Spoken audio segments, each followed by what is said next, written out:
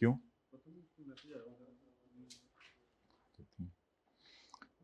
अच्छा जी, final accounts निकालें।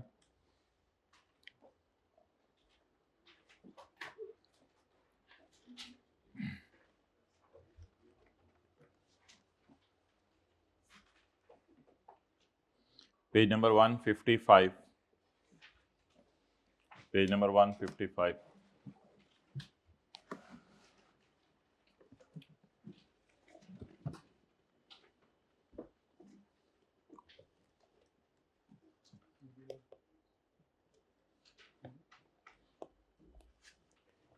The companies act 2017 contains a series of appendices called schedule which set out the requirements in criteria. Third schedule, page number 155.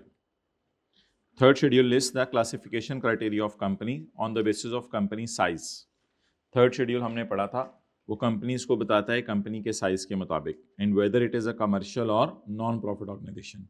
वो जो हमने heading पढ़ी थी large size, medium size, small size, तो बोले third schedule list the classification criteria. Third schedule क्या बताता है हमारे लॉ में?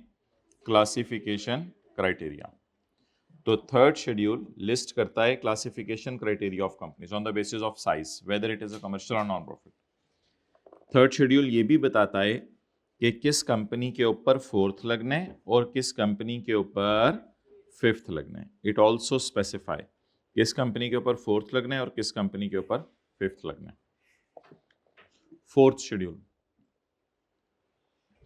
this schedule set out the disclosure requirements that must be complied with by listed companies and its subsidiaries।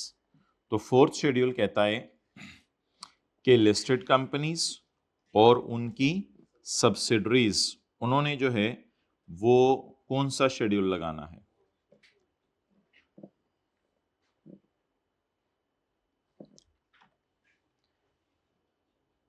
This schedule sets out the disclosure requirements that must be complied with in respect of financial statements of listed companies and its subsidiaries। हमने कहा था fourth schedule लगेगा listed companies पर और subsidiaries of listed companies shall follow the requirements of fourth schedule। ये भी क्या follow करेंगी? Fourth schedule. The schedule, fourth schedule, specifies that listed companies and their subsidiaries must follow IFRS as notified for this purpose in official gazette। बस ये बात काट दें, ये उधर कवर हो रही है थर्ड शेड्यूल में। अच्छा, थर्ड शेड्यूल ये बताता है कि क्लासिफिकेशन क्या है कंपनीज की, और फोर्थ शेड्यूल क्या बताता है कि बोले फोर्थ शेड्यूल क्या बताता है कि किस पर, सॉरी थर्ड शेड्यूल और क्या बताता है किस पर फोर्थ शेड्यूल लगना है और किस पर फिफ्थ शेड्यूल लगना है। Fifth schedule, this schedule specifies, this schedule applies to financial statements of non listed companies. ये नॉन लिस्टेड कंपनीज पे लगता है। ये देखें, ये सारी नॉन लिस्टेड है, public, unlisted, private, foreign, NPO, ये सारी नॉन लिस्टेड है। ये नॉन लिस्टेड कंपनीज के ऊपर लगता है। Fifth schedule non listed companies के ऊपर लगता है, चाहे वो लार्ज हो, चाहे वो मीडियम हो, चाहे वो स्मॉल हो।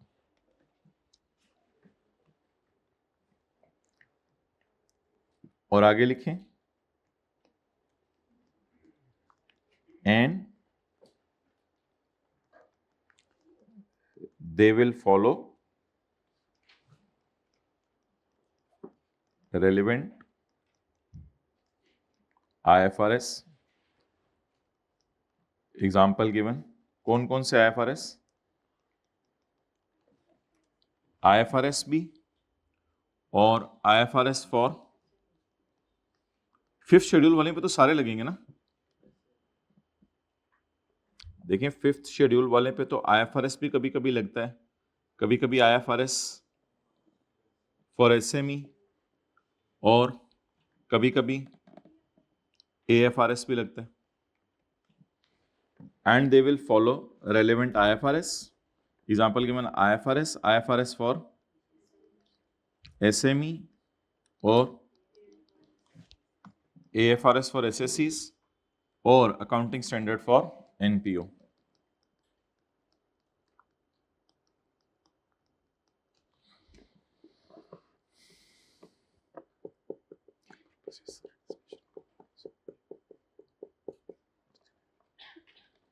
ओके, थर्ड शेड्यूल क्या बताता है? क्लासिफिकेशन क्राइटेरिया, और ये भी बताता है किस पर फोर्थ शेड्यूल लगना है और किस पर फिफ्थ शेड्यूल लगना है।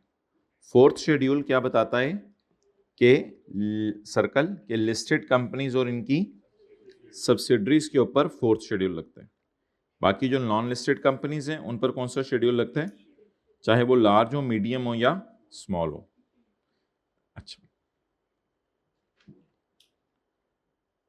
और ये फॉलो करेंगी IFRS मुख्तलिफ किस्म की।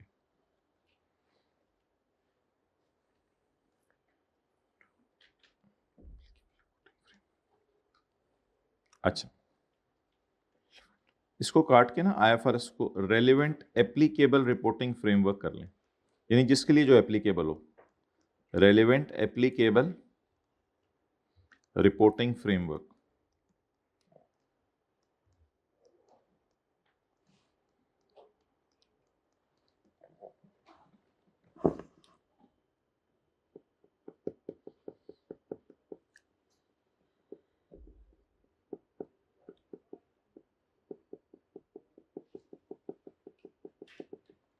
Okay, I repeat, third schedule क्या बताता है? क्लासिफिकेशन, और ये भी बताता है कि किस कंपनी पर फोर्थ लगना है, किस पर फोर्थ शेड्यूल लगने हैं लिस्टेड और उनकी, और फिफ्थ शेड्यूल लगने हैं नॉन लिस्टेड कंपनीज पर, and they will follow relevant applicable reporting framework.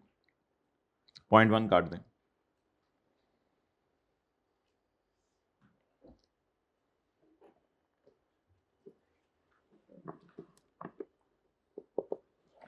The disclosure requirements as provided in fourth and fifth schedule are applicable to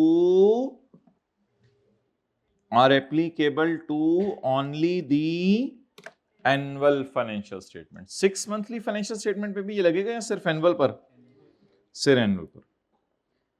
and are in addition to disclosure requirements in IFRS। ये बात याद रखिएगा, ये जो fourth और fifth schedule की requirements हैं, पहली बात किस पे लगनी है? एनुअल फाइनेंशियल स्टेटमेंट्स पर, और दूसरी बात these are in addition to disclosures in IFRS। तो दुनिया के स्टैंडर्ड है ना, फोर्थ और फिफ्थ शेड्यूल तो पाकिस्तान का है। आप बताएं फोर्थ एंड फिफ्थ शेड्यूल की खासियत, ये किस पे लगेगा? एनुअल फाइनेंशियल स्टेटमेंट्स पे। और दूसरी बात, it is in addition to disclosure requirements in IFRS and it shall be made in the notes to the accounts unless specified otherwise। unless कि हम कहीं और कह दें, ये सारी चीजें नोट्स में ही डालनी है। in addition to information, क्या फोर्थ एंड फिफ्थ शेड्यूल में कोई ऐसी चीज भी है जो नोट से हट के डालनी है? हाँ, कहीं कहीं लिखा हुआ था, जैसे बैलेंस शीट के फेस पे आपने 4-5 चीजें शो करनी है, तो वो नोट्स में तो नहीं डालनी। बैलेंस शीट के फेस पे नजर आना चाहिए long term deposits, unpaid dividend, unclaimed dividend, तो वो नोट्स में आना चाहिए या फेस पे आना चाहिए? बैलेंस शीट के फेस पे आना चाहिए। इन एडिशन टू, इधर देखो भाई, वो मेरे लिए छोड़ के गया, आप इधर देखो। In addition to information expressly required to be disclosed under the act and schedule. Act से मुराद क्या? Companies act. In addition to information expressly required to be disclosed under the act and schedules,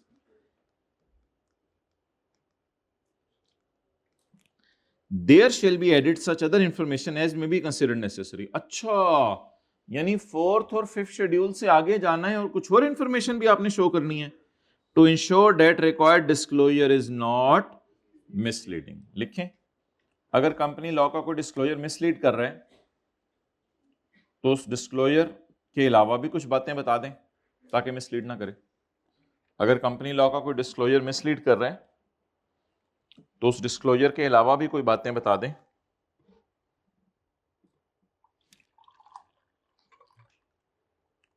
ताकि कोई mislead ना हो।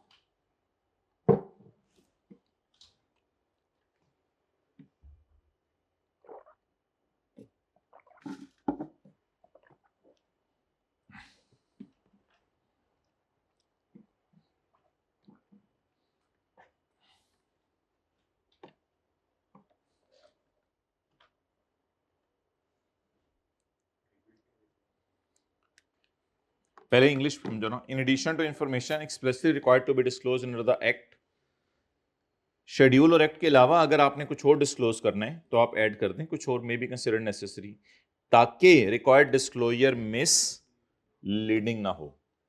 तो मतलब company law का डिस्क्लोजर अगर मिसलीडिंग है तो कुछ एक्स्ट्रा इंफॉर्मेशन भी दे दें ताकि वो मिसलीडिंग ना रहे।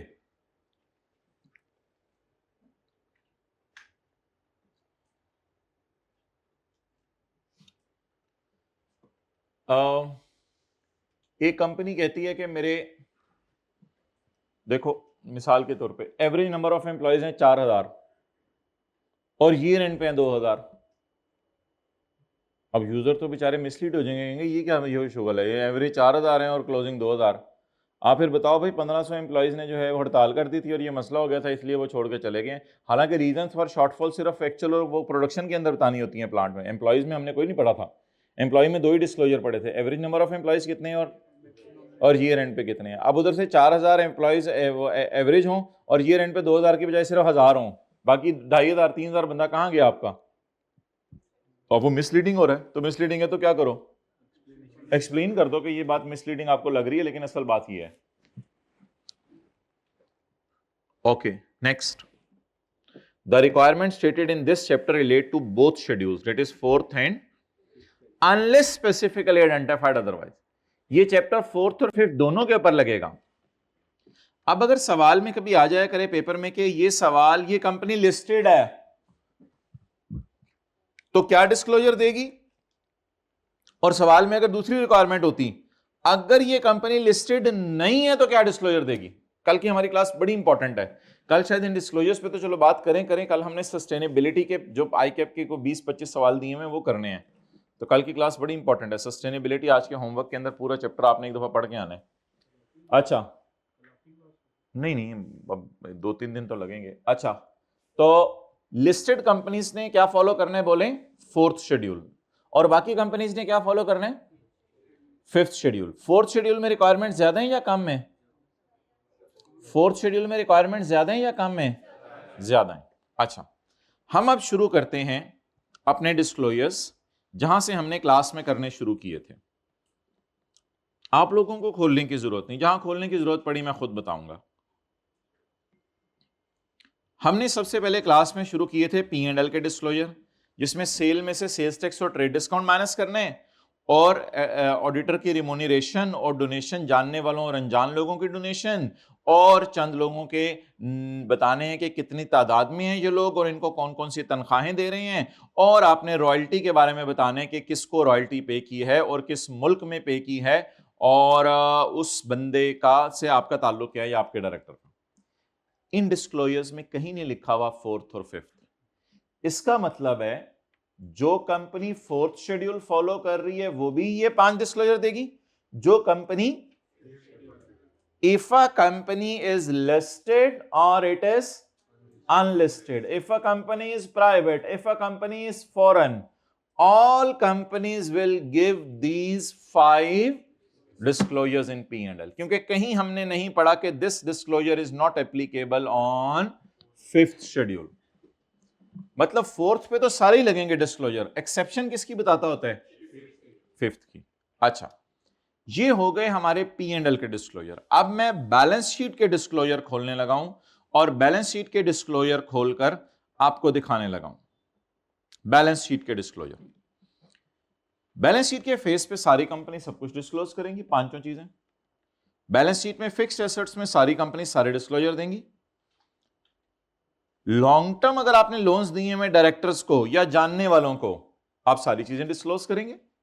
मत खोलें, देखें, बस आगे चलें। करंट एसेट्स, अगर आपके कोई डेटर्स हैं जानने वाले, पता नहीं इन डिस्क्लोजर्स का हल्का हल्का रिवाइज भी करा रहा हूं, अगर आपके डेटर्स हैं जानने वाले तो उनके बारे में ये 5-6 बातें बतानी है, तो ये भी डिस्क्लोजर आप सारे देंगे 4th 5th शेड्यूल। लेकिन हमने कहा था अगर किसी को आप HR पॉलिसी के खिलाफ लोन दें 10 लाख से ज्यादा तो वो आपने डिस्क्लोज करना होता है। लेकिन ये डिस्क्लोजर सिर्फ किस कंपनी के लिए है, जिन पर लग रहा है 4th शेड्यूल, और वो कौन सी कंपनी है, तो ये कंपनीज अगर डायरेक्टर्स को किसी एम्प्लॉय को लोन देंगी एचआर पॉलिसी के खिलाफ और वो लोन हुआ 10 लाख से ज्यादा तो डिस्क्लोज करेंगी। बाकी कंपनीज अगर किसी को दे दें अपने एम्प्लॉय को लोन एचआर पॉलिसी के खिलाफ तो डिस्क्लोज। ये लाइन समझ आ गई? This disclosure is not in 5th schedule. तो P&L के डिस्क्लोजर में हर जगह कोई मसला नहीं था। यहां पहली जगह मसला आया, एसेट्स में मसला आया नहीं, फिक्स्ड एसेट्स में मसला आया नहीं, long term loans and advances में मसला आया नहीं, करंट एसेट में हर जगह मसला आया या सिर्फ इस पॉइंट में मसला आया? आगे चलते हैं। शुक्र है शेयर कैपिटल में कोई मसला नहीं। नॉन करंट लायबिलिटीज में मसला आया, करंट में कोई मसला नहीं, कॉन्टिजेंसी कमिटमेंट। तो पूरी बैलेंस शीट में सिर्फ कितनी जगह मसला आया? P&L में तो आया ही नहीं। तो अब नॉन करंट लायबिलिटीज में हमने कहा था अगर आपने लोन लिया हुआ है एसोसिएट और रिलेटेड से तो लिस्टेड कंपनीज दोनों को अलग अलग डिस्क्लोज करेंगी और ये वाली सिर्फ किसका डिस्क्लोज करेंगी? बताए ना, 5th शेड्यूल वाली एसोसिएटेड का डिस्क्लोज करेंगी, रिलेटेड पार्टीज का डिस्क्लोज नहीं करेंगे। तो बैलेंस शीट में कितनी जगह ये मसला हो गया? 2 जगह। किस किस जगह बोले? बैलेंस शीट में कितनी जगह ये मसला हुआ? 2 जगह। एक किस जगह? फिक्स्ड एसेट्स, और दूसरा फिक्स्ड एसेट्स नहीं, वो long term loans and advances भी नहीं, करंट एसेट्स। किस में मसला है? और करंट एसेट में भी मैंने कहा इस साइड पे मसला है। Okay next. हाँ मैं ये ढूंढ रहा था। तो बैलेंस शीट में किसी जगह मसला नहीं आया, थोड़ा सा मसला करंट एसेट्स में आया और थोड़ा सा नॉन करंट, बाकी किसी जगह मसला नहीं। P&L में तो किसी जगह मसला है ही नहीं। अब रह गए कल वाले डिस्क्लोजर। अब रह गए कल वाले डिस्क्लोजर। कल वाले डिस्क्लोजर में हम देखते हैं 4th और 5th शेड्यूल वाला मसला कहां है।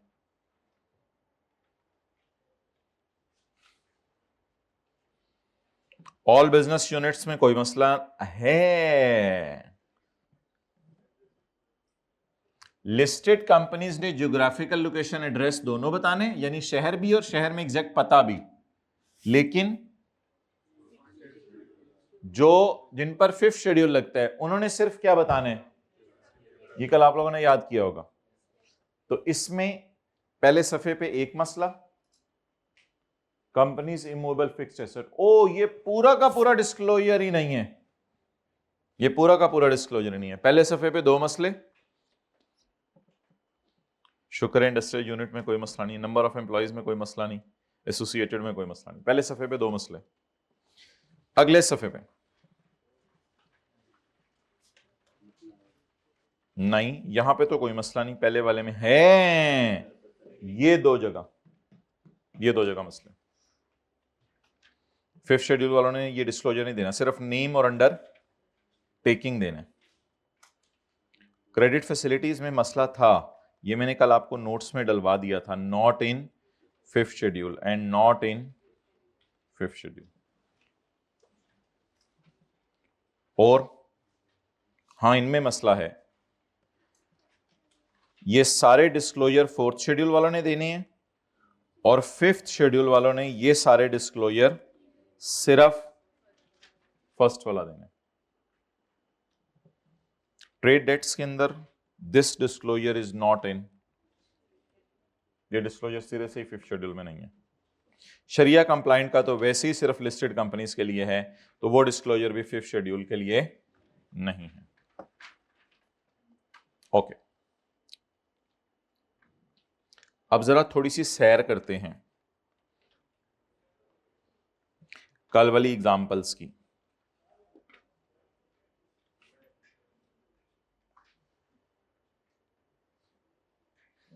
कल वाली रिवीजन समझ लें। जब हमने घर में खोली एग्जाम्पल 2 तो हमें पता चला ये वाला डिस्क्लोजर ऑर्गेनाइजेशंस लीगल स्टेटस और नेचर ऑफ बिजनेस में दे रही हैं। बोलें ऑल बिजनेस यूनिट्स यानी हेड ऑफिस वगैरह और फैक्ट्रीज, इनका शहर और इनका पता, ये कंपनीज कहां दे रही हैं, लीगल स्टेटस, और ये हमें एग्जाम्पल 2 खोल के पता चल गया। हेड ऑफिस भी, फैक्ट्रीज भी, वेयरहाउस भी, डिस्ट्रीब्यूशन सेंटर्स भी, लैंड्स भी, इन्वेस्टमेंट प्रॉपर्टीज भी, सारी इमूवेबल फिक्स्ड एसेट्स, इनका डिस्क्लोजर एग्जाम्पल 3 खोल के पता चला कि ये ऑर्गेनाइजेशंस दे रही हैं पीपी के नोट की दुम में। क्या क्या डिस्क्लोज कर रही हैं, कौन सा एसेट है, किस लैंड पे है, और एरिया लैंड का कितना है। लोकेशन ऑफ लैंड एड्रेस ही आ जाता है। इन दोनों डिस्क्लोजर्स में फर्क आपको एक बताया था, वो ये था, अच्छा अगर वो होगी ना 5th शेड्यूल वाली कंपनी, तो वो ये डिस्क्लोजर नहीं देगी, और इस डिस्क्लोजर में एड्रेस नहीं देगी। बाकी कराची शराची जरूर लिखेगी, वॉशिंगटन जरूर लिखेगी, ये जरूर लिखेगी, एड्रेस नहीं देगी। एड्रेस की बजाय सिर्फ क्या देगी, किस किस एरिया के अंदर है, एग्जैक्ट एड्रेस नहीं देंगे।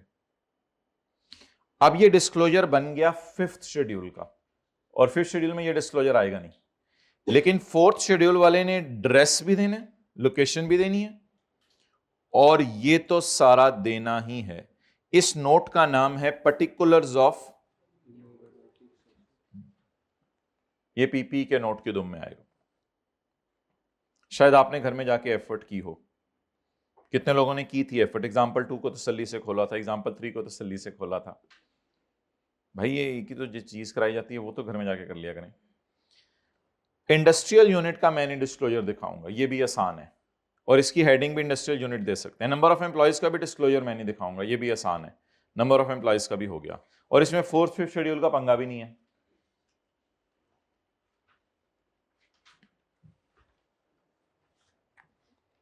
पाकिस्तान में जो आपकी जानने वाली कंपनीज हैं या रिलेटेड पार्टीज हैं जिनसे आपने इस साल ट्रांजैक्शंस वगैरह की हैं, उनके बारे में आपने 3 बातें बतानी हैं। उनका नाम क्या है, उनके साथ आपका ताल्लुक कैसा है, चाहे उसमें कॉमन डायरेक्टर हो आपका, और आपने उसके कितने नंबर ऑफ शेयर्स ओन किए।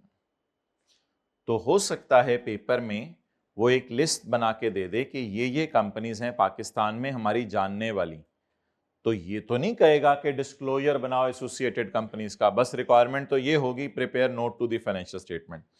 तो आपको अगर जहन में, जैसे आपको अगर जहन में नंबर ऑफ एम्प्लॉइज आए, नंबर ऑफ एम्प्लॉइज जैसे ही आपने पढ़े, आपके जहन में एक डिस्क्लोजर आ जाना है। आपको कभी भी पेपर में एड्रेस देने लग जाए मुख्तलिफ जगहों पे के, तो आपके जहन में वो आ जाना है, लेकिन ये आपके जहन में बहुत मुश्किल से आएगा। तो अब आपके जहन में एक सवाल आ सकता था कि ये डिस्क्लोजर हम पास पेपर के क्वेश्चन 2 के अंदर भी तो बना सकते थे, हमने ये डिस्क्लोजर पास पेपर के क्वेश्चन 2 के अंदर क्यों नहीं बनाया। बड़ा ही एक जेन्युइन सवाल है जो आपके जहन में आ सकता था कि पास पेपर क्वेश्चन 2 के अंदर हमने इसका डिस्क्लोजर क्यों नहीं बनाया, क्योंकि पास पेपर क्वेश्चन 2 के अंदर भी तो हमारी पाकिस्तान की लोकल जानने वाली कंपनीज थी, तो फिर हमें भी चाहिए था कि पास पेपर क्वेश्चन 2 का डिस्क्लोजर बना देते। Trade and other receivable include strawberry limited and pear limited amounting to 50 million and 20 million. Strawberry और पियर हमारी एसोसिएट है, एक एसोसिएट है, एक सब्सिडरी है। तो आपके जहन में आ सकता था कि दीज आर एसोसिएटेड कंपनीज और रिलेटेड पार्टीज अंडरटेकिंग्स, तो इनका नेम डिस्क्लोज कर दें, इनके साथ बेसिस ऑफ रिलेशन डिस्क्लोज कर दें, और परसेंटेज ऑफ, और अगर कॉमन डायरेक्टर डिस्क्लोज कर दें। ठीक है, कोई मसला नहीं। अगर आप बना के आना चाहते तो आप नोट बना आते, कोई मसला नहीं। आप हेडिंग डालते, हेडिंग क्या डालते, आप डालते स्ट्रॉबेरी और पियर। क्या हेडिंग डालते, स्ट्रॉबेरी और pear. Percentage of holding not given in question, not given in question. Basis of association first is associate and the next is subsidiary. Common directors not applicable या not available. बिल्कुल आप बना के आ जाते इस तरह का डिस्क्लोजर, कोई मसला नहीं था. पास पेपर क्वेश्चन 2 में जानने वाली कंपनीज की लिस्ट दी हुई थी, लेकिन मेरे ख्याल से परसेंटेज ऑफ होल्डिंग और ज्यादा डिटेल नहीं दी हुई थी, तो इसलिए हमने करंट एसेट्स का डिस्क्लोजर ही बनाया था जिसके अंदर ये लिखा हुआ है. अच्छा, आप एक तो पहले मुझे ये बता दें ओवरऑल कि डिस्क्लोजर जो हैं वो कितने हैं, पहले ये बता दें, ताकि आप ये ना कहें पता नहीं कभी कहीं की बातें कर रहे हैं, कभी कहीं की बातें कर रहे हैं, पता नहीं क्या पढ़ा रहे हैं. आप मुझे जो है वो सबसे पहले ये बता दें कि डिस्क्लोजर्स जो हैं वो कितने किस्म के हैं, ताकि आपको ये मसला ना रहे कि पता नहीं कहां की बातें कर रहे हैं. P&L के अंदर सेल्स टैक्स, और ये नोट नहीं करना आप लोगों ने, ट्रेड डिस्काउंट का डिस्क्लोजर था, और बोले ऑडिट की रिम्यूनरेशन और डोनेशन और रिम्यूनरेशन और रॉयल्टी. ठीक है. बैलेंस शीट के अंदर फिक्स्ड एसेट्स के डिस्क्लोजर थे और long term loans and advances, उसमें डायरेक्टर्स के भी थे और की एम्प्लॉइज या फिर एसोसिएट्स और रिलेटेड पार्टीज को भी आप लॉन्ग टर्म लोन्स दे सकते हैं. डायरेक्टर्स में पर्पस और रिकॉन्सिलिएशन था, और लॉन्ग टर्म लोन में जो अगर आप जानने वालों को दें तो उसमें 6 बातें थी. भाई ये बातें पता है आप लोगों को? अच्छा, उसके बाद करंट एसेट. करंट एसेट का डिस्क्लोजर क्या कहता है? करंट एसेट का डिस्क्लोजर ये कहता है कि अगर आपने, ये जो पास पेपर के क्वेश्चन 2 के अंदर आया हुआ है, in respect of debts and receivables from related parties, name of party, maximum aggregate amount, past due, return of provision. ये डिस्क्लोजर हमने पास पेपर क्वेश्चन 2 के अंदर बनाया था कि अगर जानने वालों के डेट हैं तो उनके नेम बता दें, उनकी अमाउंट्स बता दें, उनकी प्रोविजंस वगैरह बता दें और बैड डेट रिटर्न ऑफ बता दें. ये असल में करंट एसेट का डिस्क्लोजर था. तो ये किसका डिस्क्लोजर हो गया? Current assets. अब भाई ये मैंने आपको परसों की क्लास में ये बनवाई था बैलेंस शीट का सारा. अब उंगली रख के आपने ही एफर्ट करनी है कि फिक्स एसेट में क्या आता है, आपने ही एफर्ट करनी है कि लॉन्ग टर्म लोन्स में क्या आता है, आपने ही एफर्ट करनी है करंट एसेट्स में क्या आता है. कितने लोगों को कंफर्टेबली चीजें याद आ रही हैं? बस ठीक है, बात भी उन्हीं से हो रही है. आगे चलें. अगला कौन सा था? यही लोग बताएंगे. शेयर कैपिटल और रिजर्व्स का डिस्क्लोजर था. उसमें हमारे जहन में वो जो 3 लाइनें हैं वो तो आ ही जाती हैं, उसके बाद इक्वली रैंक शेयर्स और वो भी आ जाता है, लेकिन एक डिस्क्लोजर था रेवेन्यू रिजर्व्स का, और उसमें शेयर प्रीमियम की अमाउंट भी बतानी होती थी कि शेयर प्रीमियम ₹5 पर शेयर प्रीमियम है. अच्छा, शेयर कैपिटल रिजर्व्स का. उसके बाद नॉन करंट, इसमें तो सिर्फ लॉन्ग टर्म लोन्स अगर जानने वालों से लिए हैं तो वो बताने होते थे. इसके बाद करंट, ये कोई ऐसा खास टेस्ट नहीं हुआ हुआ डिस्क्लोजर कभी, बल्कि आज तक कभी टेस्ट नहीं हुआ. करंट लायबिलिटीज में आपने शॉर्ट टर्म लोन बताने होने थे, डायरेक्टर से कितने लिए हुए हैं, प्रोमोटर से कितने लिए हुए हैं, जानने वालों से कितने लिए हुए हैं, और प्रोविडेंट फंड की पेमेंट्स और वो बतानी होती थी, और एडवांसेस और डिपॉजिट्स वगैरह बताने होते थे. लेकिन इसी करंट लायबिलिटी में एक सिक्योरिटी डिपॉजिट पेएबल का था. सिक्योरिटी डिपॉजिट पेएबल का डिस्क्लोजर ये था कि आपने एक डीलर हैं तो होंडा की किताबों में सिक्योरिटी डिपॉजिट नजर आ रहा है, उसमें से होंडा ने कितना सिक्योरिटी डिपॉजिट अपने बिजनेस में इस्तेमाल किए और कितना सेपरेट बैंक अकाउंट के अंदर रखे. और करंट लायबिलिटीज के बाद आखिरी डिस्क्लोजर था कॉन्टिंजेंसीज एंड वो सवाल का डिस्क्लोजर रहता है कल वाले का, चलें लिख लेंगे. कॉन्टिंजेंसीज का मतलब है आपके खिलाफ जो कोर्ट केस हुए हैं उनके बारे में 5-6 बातें बतानी थी, और अगर आपने स्टाफ लोन दिया हुआ है, स्टाफ लोन की गारंटी या सब्सिडरी के लोन की गारंटी दी हुई है, वो बतानी थी. तो पास पेपर के क्वेश्चन 2 के अंदर ये वाला डिस्क्लोजर भी था, कॉन्टिंजेंसीज वाला, guarantees issued by bank for employees. जो जनरल इंफॉर्मेशन के डिस्क्लोजर हैं वो हमने कल पढ़े थे 4 पेजेस के ऊपर.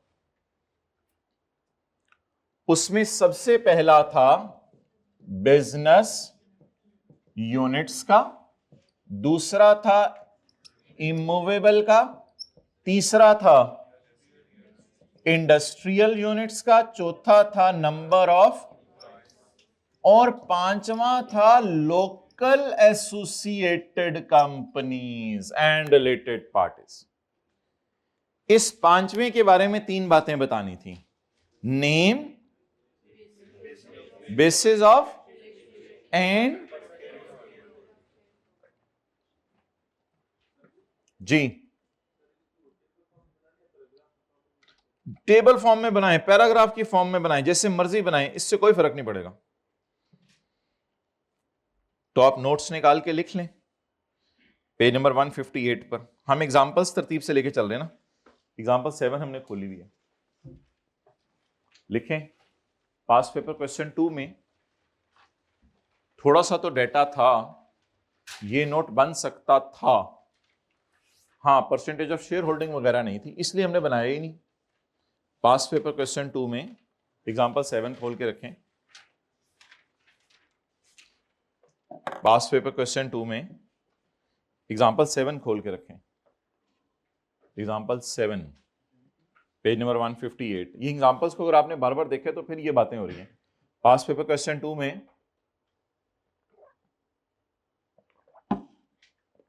कुछ डेटा था जिससे ये डिस्क्लोजर थोड़ा बहुता बन सकता था।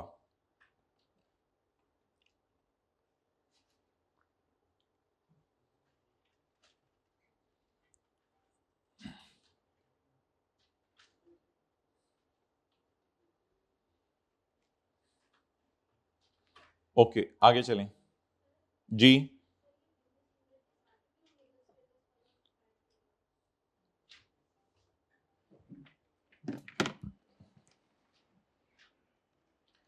ये डिस्क्लोजर आप कहां दिया करेंगे? बिजनेस यूनिट्स और मिल्स और प्लांट्स वाला, ये जाके देखते हैं एग्जाम्पल 2 आज जी। एग्जाम्पल 2 बताएं जी, ये डिस्क्लोजर कहां दिया करेंगे? अच्छा, ये डिस्क्लोजर कहां दिया करेंगे? फिक्स्ड एसेट वाला। जाके आज देखते हैं एग्जाम्पल 3 पीपी के नोट की दुम में। ये डिस्क्लोजर अलग नोट आया करेंगे, ये मैंने आपको बता दिया था, इंडस्ट्रियल यूनिट और नंबर ऑफ एम्प्लॉइज। ये डिस्क्लोजर आप कहां दिया करेंगे? ये भी सुन लें, ये अलग हेडिंग आती है इसकी, इधर लिख लें बेशक, अलग हेडिंग है। एग्जाम्पल 7 के ऊपर लिख लें, ये तो अलग हेडिंग है, ये कहीं किसी के दुम के तौर पे अटैच नहीं होगा। कोई भी हेडिंग दे दीजिएगा, एसोसिएटेड कंपनीज एंड अंडरटेकिंग्स, ये इस नोट का नाम है, लिखें नोट का नाम। इस एग्जाम्पल 7 के ऊपर लिखें नोट का नाम, ये नोट का नाम है जी। बताएं माय डियर, जानने वाली कंपनीज के बारे में क्या क्या बताना है? नेम, बेसिस ऑफ रिलेशन या कॉमन डायरेक्टरशिप, नेम तो उनका बताना ही, परसेंटेज ऑफ शेयर होल्डिंग वगैरह। नेक्स्ट, ये हो गए 5। दूसरे सफे पे क्या था? पेज नंबर अगले पे, फॉरेन एसोसिएट्स और क्रेडिट फैसिलिटीज जो कि अभी तक यूज नहीं हुई, और यूटिलाइजेशन ऑफ लोन प्रोसीड्स, और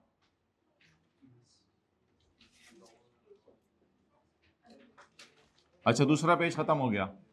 फिर अगले पेज पे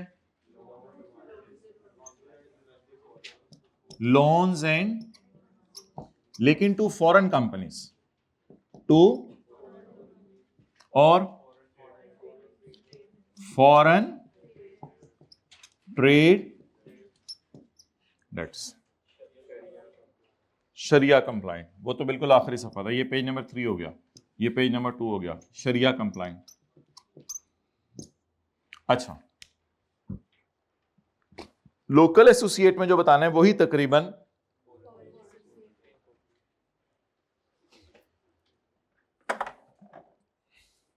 फॉरेन एसोसिएटेड कंपनीज और रिलेटेड पार्टीज, ये भी बेशक वहीं दे दें, इस under the note related party या एसोसिएटेड कंपनीज अंडरटेकिंग, तकरीबन वही नाम है इसका भी। In respect of associated companies, subsidiaries, joint venture, holding company, incorporated out of the following shall be disclosed: the name and the country. पिछले में name लिखा हुआ था, कंट्री नहीं लिखा हुआ था। बेसिस ऑफ एसोसिएशन की जगह बेसिस ऑफ रिलेशन लिखा हुआ था पिछले में, एक ही बात है शायद। और इधर भी एग्रीगेट परसेंट, उधर परसेंटेज ऑफ शेयर होल्डिंग, इधर एग्रीगेट, एक ही बात है। एग्रीगेट का मतलब थोड़ा सा ज्यादा होता है। एग्रीगेट में होता है कि आपने कितने शेयर होल्ड किए हैं और आपके जानने वालों ने मिला के कितने शेयर ओन किए हैं। इसका जरा डिस्क्लोजर देख लेते हैं। इसका डिस्क्लोजर देखने के लिए हम देखते हैं एग्जांपल नंबर 9 और 10।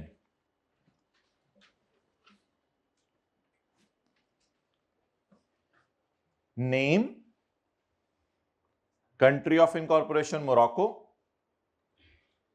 बेसिस ऑफ एसोसिएशन और percentage of share holding.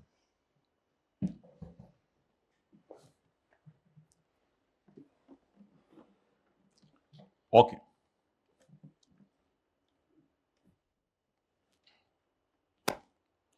Credit facilities वाली बात आसान है, यूटिलाइजेशन ऑफ सेल प्रोसीड्स वाली बात भी आसान है। इधर आ जाए, मुझे बताएं लोन्स एंड एडवांसेस और इन्वेस्टमेंट्स इन फॉरेन कंपनीज का इससे क्या डिफरेंस है, फॉरेन एसोसिएटेड कंपनीज और रिलेटेड पार्टीज से। हाथ खड़ा करें, मैंने कल बताया था इसमें और इसमें क्या डिफरेंस है। इसमें फोकस है कि रिलेशन बना कैसे, इसमें फोकस है कि रिलेशन कौन है, कहां है, तुम्हारा क्या रिलेशन है, तुमने कितने शेयर ओन किए हुए हैं। इसमें फोकस है तुम्हारा रिलेशन बना कैसे, और इसमें फोकस है रिलेशन बनने के बाद तुमने उसके कितने शेयर खरीदे हुए हैं, उसकी सारी डिटेल बताओ। कितने शेयर खरीदे हैं, पाक रुपीज में कितने हैं, उसको उस पर तुम्हें रिटर्न क्या मिला, उसके खिलाफ केस क्या हुए हैं, वो कितने पैसे उसमें से लेके भागा है। भाई ये तस्वीर खींच लेना ना, अभी मेरी बातें सुनो, ये तस्वीर खींच लेना। ओके, ये बताने और उसके बाद बोलें क्या बताने। मैं बार बार पूछ रहा हूं इसमें और इसमें मुझे फर्क बताएं। इसमें आपने क्या बताने, रिलेशन बना कैसे, नाम क्या है, रिलेशन क्यों है, कितने आपने शेयर खरीदे हैं। और इसमें रिलेशन बनने के बाद जो आपने उसके शेयर खरीदे हैं या लोन दिया है, चाहे शॉर्ट टर्म दिया, चाहे लॉन्ग टर्म दिया, कुछ भी दिया आपने, उस सारे की ये कितने अरसे के लिए दी है, क्या गेन आया अगर वो इन्वेस्टमेंट्स बेचनी पड़ी, उसके खिलाफ कोई केस तो नहीं हुए हुए। ये सारी बातें कल आप लोगों ने याद की थी, मुझे बता दें पहले, फिर उसके बाद आगे चलते हैं। ओके, एक वैसे बात जरूर है, इसमें और इसमें एक और फर्क भी है। इसमें ना सिर्फ associated company, subsidiaries, joint venture, holding, related parties हैं। अगर हमारी कोई associate, joint venture, related party नहीं है लेकिन फॉरेन कंट्री में है और हमने उसको लोन दे दिया या हमने उसके 1-2% शेयर खरीद लिए, 1-2% शेयर खरीदने से तो associate, subsidiary, joint venture, holding company नहीं बन जाती। ज्वाइंट वेंचर होता है 50-50, तुम भी 50 शेयर खरीदो, मैं भी 50 खरीदूं। तो मेरे तो ख्याल से ये लॉन्ग टर्म लोन्स और एडवांसेस बहुत ब्रॉड है। तो मुझे बताएं, अगर आप अपनी सब्सिडरीज को, ज्वाइंट वेंचर्स को, उनको लोन दे दें या उनमें इन्वेस्टमेंट करें तो भी ये सारे डिस्क्लोजर देने हैं। लेकिन अगर आप किसी के 1-2% शेयर खरीद लें या किसी को वैसे ही कहने पे लोन दे दें अनजान बंदे को, तो भी ये डिस्क्लोजर देने पड़ेंगे। अब जरा लिखें,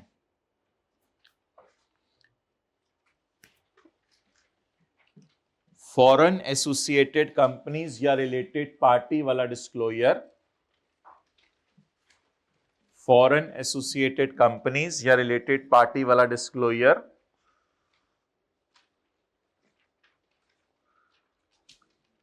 सिर्फ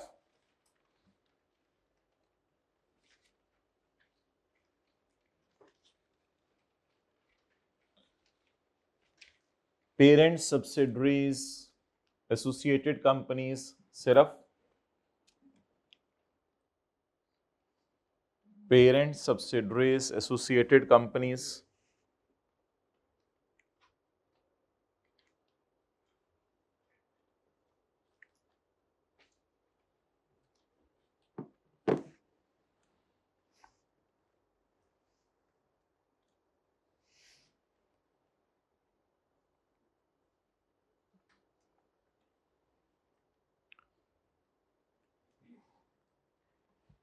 का नाम, मुल्क वगैरह, परसेंटेज ऑफ शेयर्स बता रहे हैं।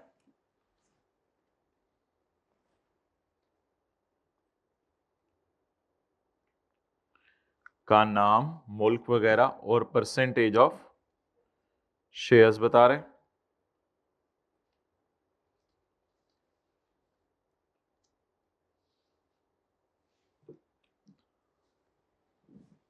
और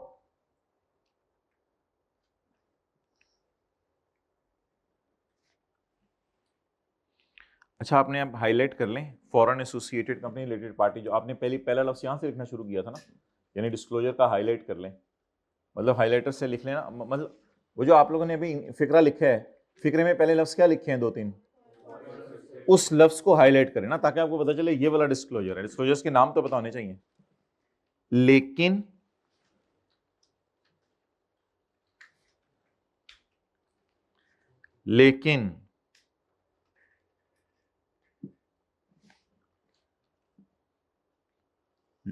loans, advances, investment in foreign companies वाला डिस्क्लोजर, लेकिन loans, advances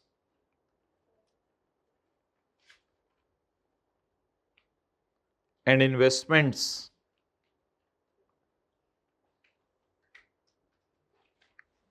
in foreign companies वाला डिस्क्लोजर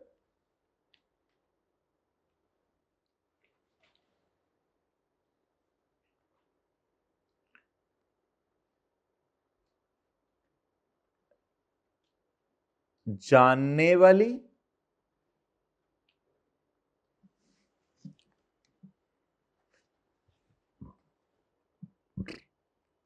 और पहले जानने वाली कौन सी है ब्रैकेट में लिख लें, आपको फिर ये नहीं समझ आना।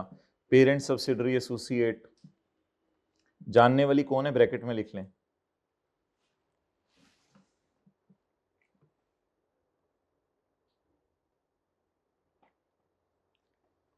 जानने वाली और अनजान कंपनीज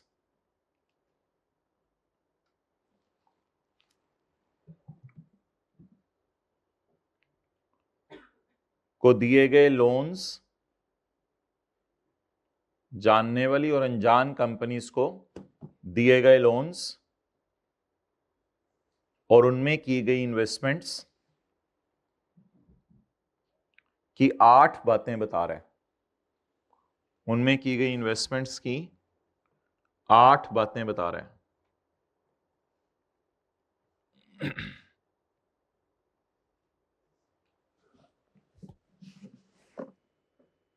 आप बताएं इन दोनों डिस्क्लोजर्स में फर्क।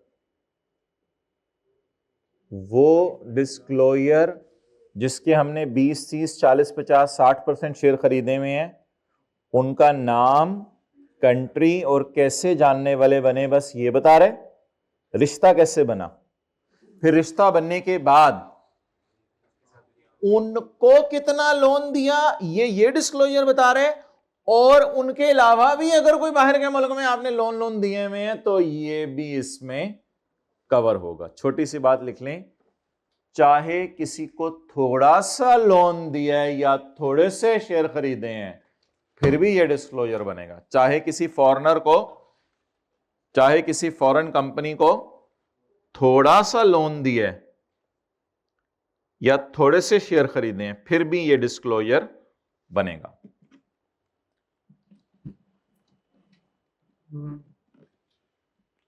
अच्छा, अब ये डिस्क्लोजर बताएं बना कैसे करेगा, कोई जवाब दें। ये डिस्क्लोजर बना कैसे करेगा भाई? छोटे बच्चे ना बने, बोलें पेज 187 पे जैसे बना हुआ है, बोलें मत खोलें पेज 187। आपको एक एक बात बच्चों की तरह क्यों बतानी पड़ी है? ये डिस्क्लोजर का फॉर्मेट क्या होगा, बोलें पेज 187 ना खोलें। बस मैंने किसी बाहर के बंदे को लोन दे दिया, बाहर की कंपनी को लोन दे दिया, तो पेपर में क्या लिखूंगा? नेम ऑफ कंपनी, उस कंपनी का ओनर कौन है? वो कंपनी का ओनर मैं तो नहीं हूंगा, वो कंपनी कौन है? उस कंपनी का, और कितना लोन दिया रुपीज में फॉरेन करेंसी में, क्या रिटर्न है, क्या लिटिगेशन है, क्या कुछ है, एनी डिफॉल्ट, ब्रीच, ये सब गेन और लॉस। डन। हम आज आपको एक सवाल बना के देंगे जो आपको भेज देंगे इंशाल्लाह 6:30 बजे तक। उस सवाल के आपने फिर डिस्क्लोजर्स आज बना के लाने हैं। तो उस सवाल में हम थोड़ा सा डेटा नंबर ऑफ एम्प्लॉयज का दे देंगे, थोड़ा सा डेटा इमूवेबल फिक्स्ड एसेट्स का दे देंगे, थोड़ा सा डेटा जो है वो दे देंगे कि हमने किसी फॉरेन कंपनी को लोन दिया हुआ है उसकी डिटेल दे देंगे।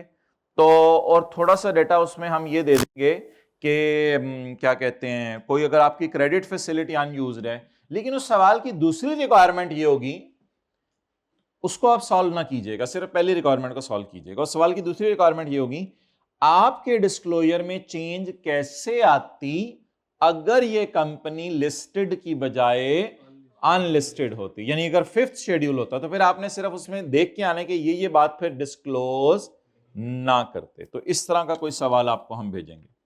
डन, ट्राई कर लेंगे। अगर इस तरह का कोई डिस्क्लोजर आया नंबर ऑफ एम्प्लॉयज का, तो क्या क्या लिखेंगे? नोट नंबर 7, हेडिंग क्या देंगे? Number of employees. और नोट बनाना कैसे है वो आपको पता नहीं, जाके खोलेंगे एग्जाम्पल 6 खोल के पढ़ेंगे और हमारे सवाल से डेटा लेके बना लीजिएगा।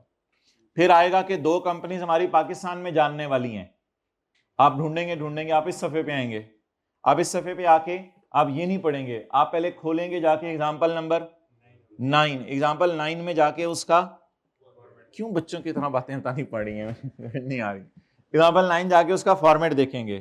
कितने लोग कह रहे हैं ठीक है बता, फायदा हो रहा है, कल जरा घंटा लाया और फिर फारग हो गया, मतलब टाइम जाया हो रहा है मुझे, तो मैं तो टाइम जाया हो रहा है,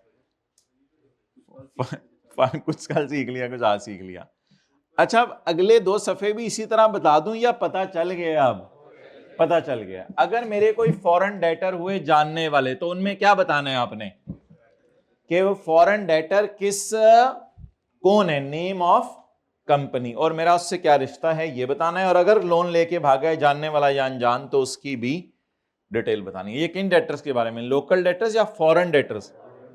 फॉरेन डेटर्स के बारे में। ओके, अच्छा, हाँ जी, नहीं, क्वेश्चन जनरल डिस्क्लोजर का नहीं होगा। जनरल डिस्क्लोजर कोई डिस्क्लोजर नहीं होते। General information, balance sheet, P&L, ये कोई डिस्क्लोजर नहीं है। सवाल सिर्फ होगा prepare notes to the financial statements, मतलब ये नहीं लिखा होगा कि जनरल डिस्क्लोजर्स बनाएं। इन सब का सवाल एक ही है, प्रिपेयर नोट्स टू दी, बस इन सब की रिक्वायरमेंट एक ही है। ऊपर डाटा जो दिया होगा उसका नोट बन जाएगा। अब तसल्ली से इसका नोट कैसे बनता है, फला एग्जाम्पल खोल के, फला एग्जाम्पल खोल के देख लें, फला एग्जाम्पल, ये बात हमें पता होनी चाहिए। तो business units legal status nature में चला जाएगा, इमूवेबल फिक्स्ड एसेट पीपी दुम में चला जाएगा, इंडस्ट्रियल वाला जो है अलग नाम है इसका, इसका अलग नाम है, इसका अलग नाम है, इसका अलग नाम है, इन दोनों का एक नाम भी डाल सकते हैं, एसोसिएटेड कंपनीज। अच्छा, क्रेडिट फैसिलिटीज, इसका अलग नाम है, इसका अलग नाम है, इसका अलग नाम है, loan advances to foreign companies, इसका भी अलग नाम डाल सकते हैं, इसका भी अलग नाम डाल सकते हैं। ओके, इसके बाद फॉरेन ट्रेड डेट्स, और आखिर में शरिया कंप्लाइंट कंपनीज का अगर कभी वो कह दे कि इलस्ट्रेटिव डिस्क्लोजर बनाएं, तो फिर आप लोगों ने क्या करना है, आप लोगों ने एक सफे की लेफ्ट साइड के ऊपर सारी चीजें लिख देनी है। क्या चीजें लिख देनी है एक सफे की लेफ्ट साइड के ऊपर? आप लोगों ने ये नहीं लिखने, आप लोगों ने बस लिखना शुरू कर देना, एक सफा पकड़ के यहां आप लोगों ने लिखना शुरू कर देना, ऊपर नोट, ठीक है, नोट की हेडिंग क्या है जरा देखें, एक पेज 162 पे जाके नोट की हेडिंग क्या दी हुई है उसने, पेज 162 पे नोट नंबर 16, क्या? शरिया कंप्लाइंट डिस्क्लोजर्स। अब आप लोगों ने क्या करना है? आप लोगों ने कुछ भी नहीं करना, आप लोगों ने बस सादा सा काम करना है। आप लोगों ने financing as per Islamic mode, interest accrued on loans, investment in short term bank deposits sharia compliant, bank balances sharia compliant, इसके बाद revenue from sharia segments, gain loss on, ये सारी चीजें आप लोगों ने एक एक करके डालते रहने। और अगर किसी की फिगर दे दे तो फिगर लिख देनी है, और फिगर ना दे तो लिख के आपने क्या डाल देना है, डैश। तो तकरीबन ये बन जाएंगी 15-16 चीजें, 2 जमा 4 और 4 जमा 9, 13 चीजें। और 15वीं चीज, ये डिस्क्लोजर नहीं है, ये तो नॉन शरिया कंप्लाइंट बिजनेसेस के नाम है। और 15वीं चीज ये है कि अगर आपका रिलेशन है किसी बैंक के साथ, गुड रिलेशन है, तो आप बता दें कि हमारा गुड रिलेशन है, वो जैसे सवाल में लाइन लिखी होगी वैसे ही आ जाएगी। तो ये कौन सा डिस्क्लोजर बन जाएगा, बोले, शरिया कंप्लाइंट वाला। ओके, अब पास पेपर्स के अंदर आए, एक सवाल की रिक्वायरमेंट थोड़ी सी रह गई थी, वो देखें क्या है। पेज नंबर, हाँ जी, 218,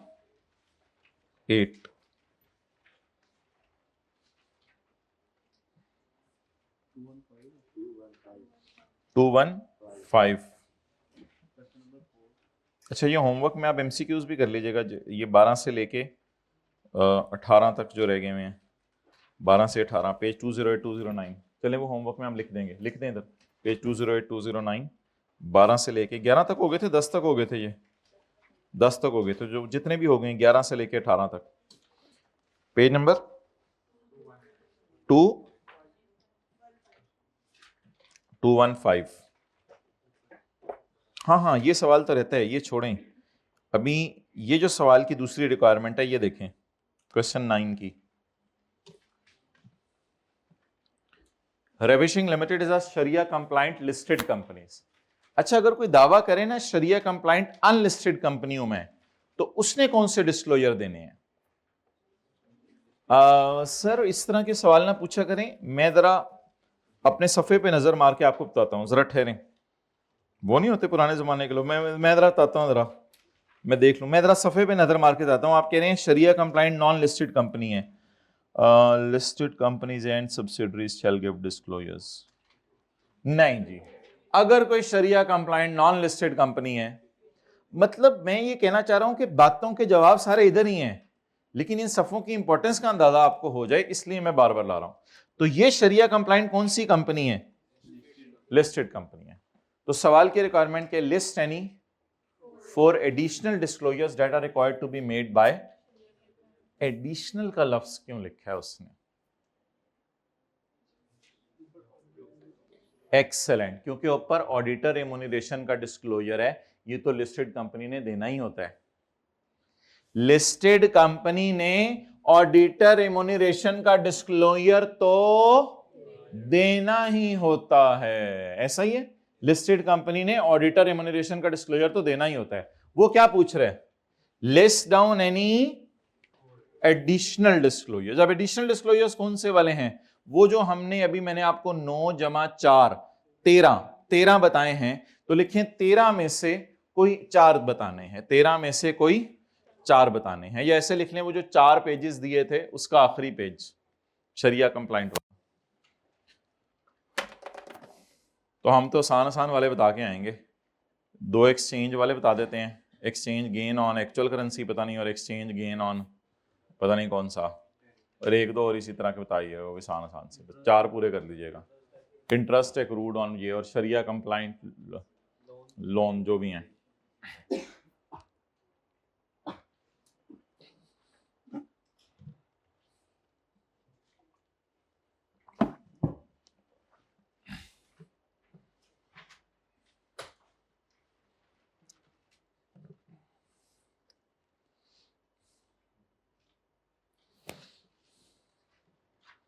अच्छा जी, पास पेपर क्वेश्चन नंबर 1 की तरफ सर आए, या कि अपने वैसे अपनी किताब से निकाल दिया हुआ है, छोड़े परे, हाँ लीव इट, वो वाला आ जाए, वो जो हमारा रह गया हुआ है। हाँ, क्वेश्चन 4 में आए, रिक्वायरमेंट बनाएं।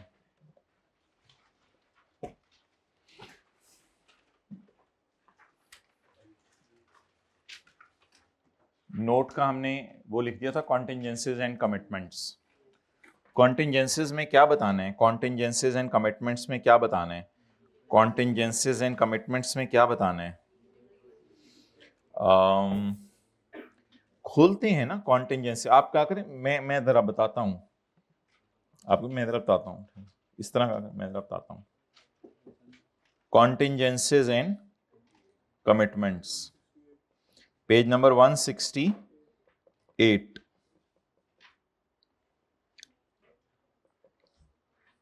ये इसलिए फाइनल अकाउंट आखिरी दिनों में कराया जाता है ताकि ये चीजें जहन में रहें। अब आखिर में, इन describing legal proceeding the court, जहां केस चल रहा है, सवाल ने नहीं बताया हुआ किस कोर्ट में चल रहा है केस, डेट इंस्टीट्यूट नहीं बताई हुई सवाल ने, प्रिंसिपल पार्टीज बताई हुई हैं, फैक्चुअल बेसिस हम जरूर बता देते हैं, एंड रिलीफ सॉर्ट सवाल ने नहीं बताया हुआ।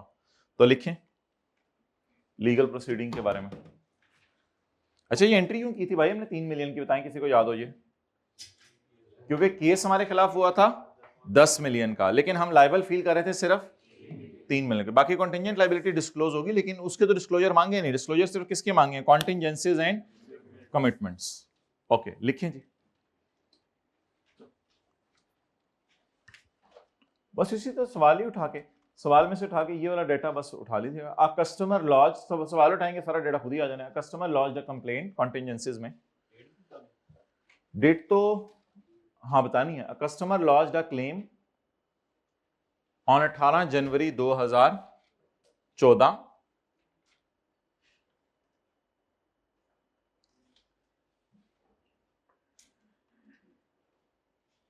अच्छा, फैक्चुअल बेसिस बताएं क्या है? Factual basis for goods delivered, factual basis बताएं for goods delivered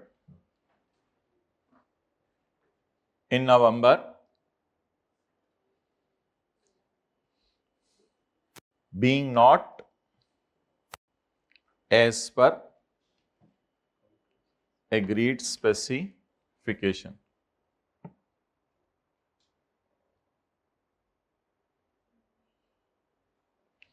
The case is still pending।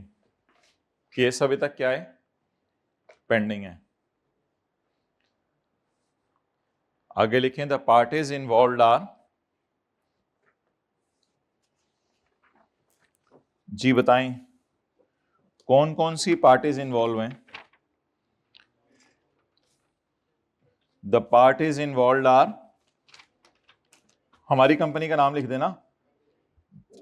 क्या नाम है? Hitech limited and customer. Customer का नाम तो उसने दिया नहीं।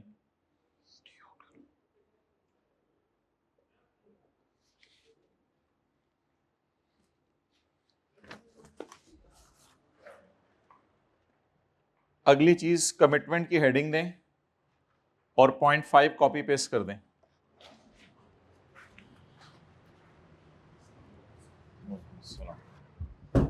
भाई ये क्यों नहीं बनाई लाइन ऊपर?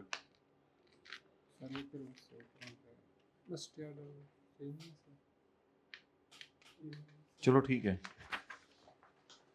जब प्रिंट निकालने लगा ना तो ऐसे लाइन लगा दो, पीडीएफ का प्रिंट निकाल के। समझ आई?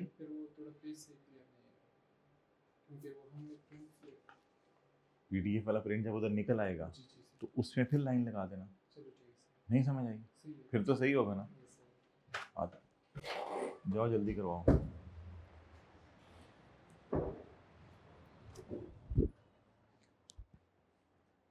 तो आप लोगों ने लाइन लिख ली है 31 number 13, outstanding purchase orders and agreements for amounted to ₹65 million. Urdu में लिखें अपने समझने के लिए। ये कमिटमेंट है, अभी परचेज करके पीपी में नहीं डेबिट किए। ये कमिटमेंट है, अभी परचेज करके पीपी में डेबिट नहीं किए।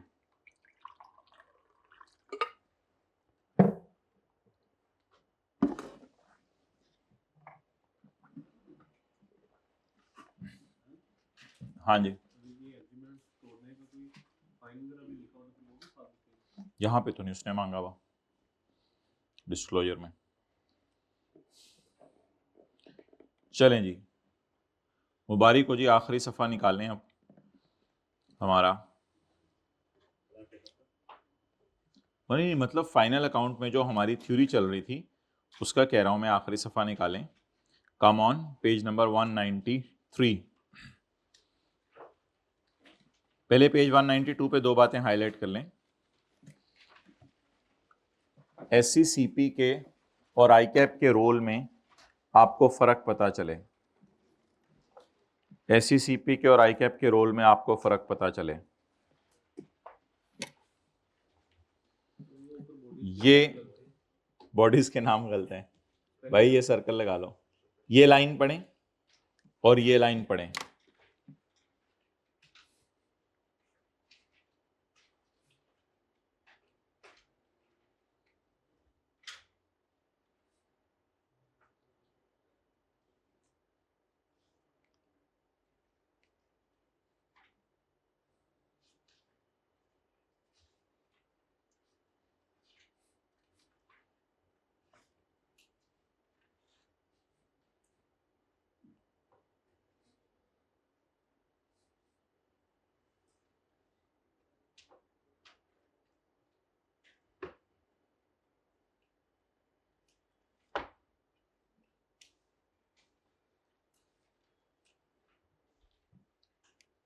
बताएं क्या फर्क पता चला आपको एससीसीपी और आईकैप के रोल में?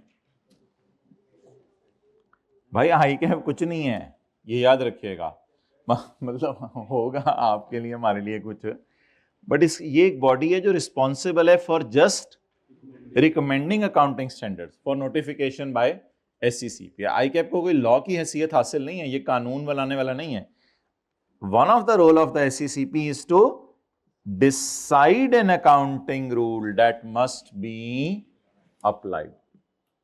तो आप बता दें इसका रोल क्या है। हाँ, अब इसमें कुछ बातें पढ़ने वाली हुई तो मैं कल एक समरी बना दूंगा आपको इस पेज में। असल अब आप ये वाला पेज है, ये निकालें। पाकिस्तान में एडॉप्शन प्रोसेस बताएं आईएफआरएस का, जैसे होता नहीं बेबी अडॉप्ट करने की तो पाकिस्तान में अडॉप्ट कैसे करना होता है, कहां जाना होता है आपने आईएफआरएस अडॉप्ट करने के लिए? कहीं जाना नहीं पड़ता। सबसे पहले आईएफआरएस कंसिडर किया जाता है आईकैप के अकाउंटिंग स्टैंडर्ड्स। आईकैप का भी अकाउंटिंग स्टैंडर्ड बोर्ड बना हुआ है, उसमें कुछ समझदार किस्म के चार्टर्ड अकाउंटेंट बैठे होंगे। आईकैप का अकाउंटिंग स्टैंडर्ड बोर्ड बना हुआ है which identify an issue that may arise on adoption. जो अडॉप्ट करने पे कुछ इश्यूज लाएगा, कंपनीज बोलेंगी यार ये क्या हो गया, इतनी जल्दी चेंज लाए हो, ये है वो है। सबसे पहले आईकैप वाले इसको डिस्कस करेंगे। बोर्ड ऑल्सो डिटरमिन्स, बोर्ड कौन सा, एफबीआर नहीं, आईकैप वाला बोर्ड, आई जिस क्लास में बैठे होते हैं उसकी बातें किया करें। The board also determine how adoption and implementation of standard can be facilitated. It considers issues like how long any transition period should be and whether transition period क्या मतलब होना चाहिए। ट्रांजिशन पीरियड मतलब पुराने स्टैंडर्ड से अगर नए standards में आने तो वो कितना अरसा आपको दें। And whether adoption of standard would require changes in law. हाँ, कई दफा स्टैंडर्ड बनाने से किसको चेंज करना पड़ता है, लॉ को चेंज करना पड़ता है, उठा के कंपनी लॉ को बदलना पड़ेगा कई दफा। The board also identifies the need for changes to regulations. Board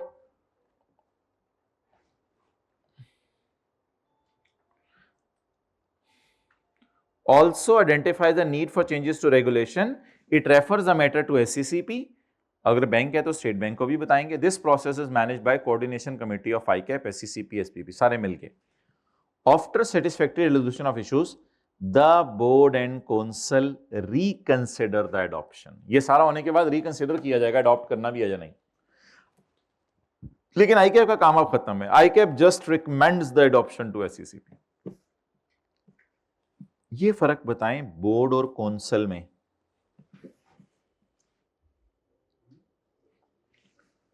चार पांच समझदार सीए का बोर्ड बैठा होता है, कौंसल तो आईकैप की वो होती है जो इलेक्शन के जरिए चंद साल बाद इलेक्ट होती है।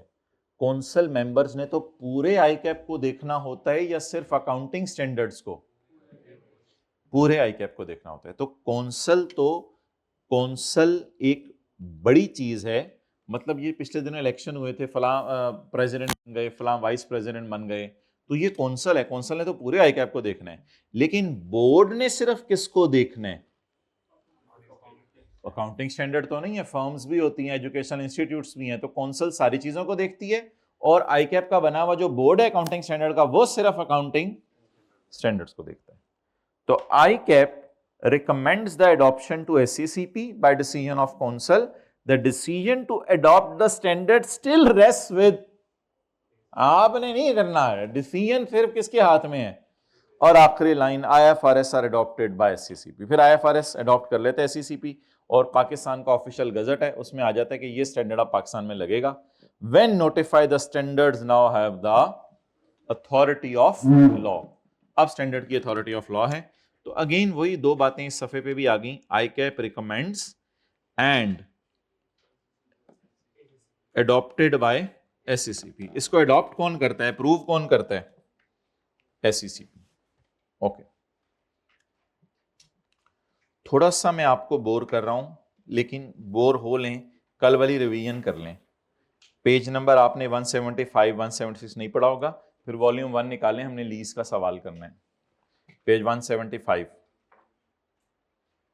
Legal status and nature of business. ये दो सफे भी आप लोगों ने घर में नहीं पढ़े होंगे, आई ट्रस्ट यू, मुझे आप पे ट्रस्ट है।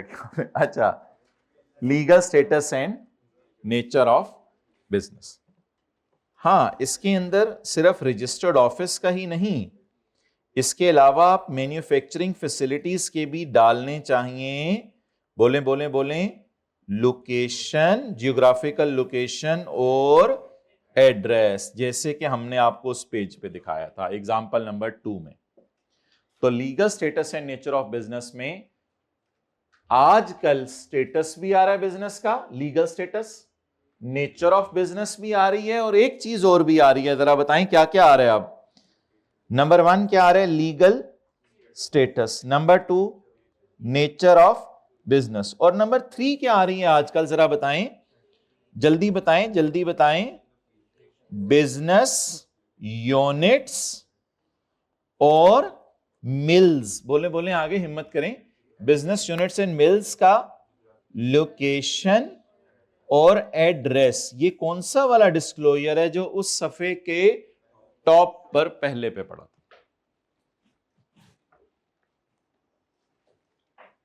तो लीगल स्टेटस और नेचर ऑफ बिजनेस में ये सारी चीजें आ रही हैं।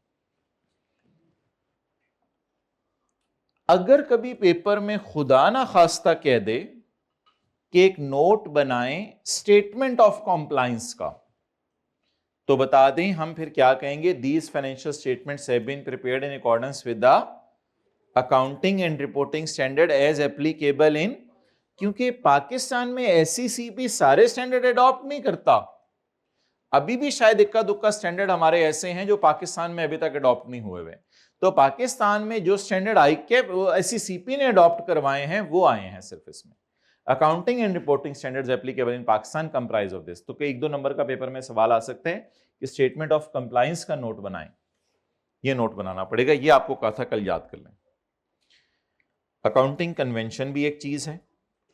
असल हमारा ये है आज का महवर, सिग्निफिकेंट अकाउंटिंग पॉलिसीज।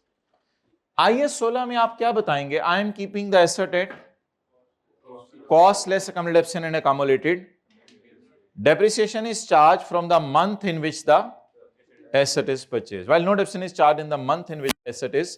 तो ये पॉलिसी तो बिल्कुल गलत है कि डेप्रिसिएशन चार्ज हो रही है पूरे साल जिस साल खरीदा, ये तो गलत ब्लंडर है। अच्छा, हाँ, the depreciation is charge in P&L and the repair and maintenance cost is also charged in the, any gain loss on disposal of fixed asset is also charged to P&L। बस residual value and useful life are reassessed at the end of each financial year। तो paper में एक लफ्ज आ सकता है, उर्दू में लिखें यहां, सवाल कह सकता है कि अकाउंटिंग पॉलिसीज के नोट्स बनाएं। सवाल कह सकता है कि अकाउंटिंग पॉलिसीज के नोट्स बनाएं। तो ये जो चीजें हमें याद हैं ये लिखाया करेंगे। 2.3 के साथ लिखना था, 2.3 के साथ सवाल कह सकता है कि अकाउंटिंग पॉलिसीज के नोट्स बनाएं। तो ये जो चीजें हमें याद हैं ये लिखाया करेंगे।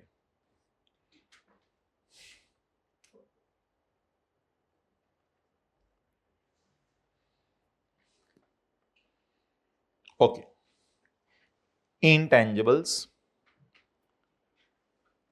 Expenditure income to acquire software and develop websites, ये कंपनी सॉफ्टवेयर और वेबसाइट्स कर रही होगी मतलब अपने इस्तेमाल के लिए, are capitalized as and stated at cost minus. Costs associated with maintaining the intangibles are recorded as in, development costs are recognized as, अच्छी वाली होंगी, directly attributable cost, debtor employee cost, proportion of directly attributable overheads, या फिर किसी और asset की depreciation amortisation उसको भी मैं कैपिटलाइज कर रहा हूं. Research expenditure that do not meet the criteria are recorded as in, development cost previously recorded as expense are never recorded as in, जो बुरी डेवलपमेंट है वो मना है IAS 38 में, उसको दोबारा एसेट नहीं बना सकते. Amortization is calculated on 10%, 30% basis. Goodwill and intangibles that have indefinite life are not amortized. Amortization on additions is charged from the month, और वो सारा. ROU और लीज लाइबिलिटी को इनिशियली मेजर किया जाता है कमेंसमेंट डेट के ऊपर, किसके ऊपर, प्रेजेंट वैल्यू पे, एक्सेप्ट फॉर बला एंड बला. Lease liability is initially measured at present value, discounted using the interest rate implied in the lease. If this rate is not available, then we will use the, ये lessee होगा ना फिर, stock क्या, trade debtors का, trade and other payables का. Deferred tax is provided using balance sheet method by calculating difference of bala bala. Deferred tax liabilities are recorded for TTDs and DTDs. Revenue recognition, borrowing cost, dividend. निकाल लें जी, volume 1.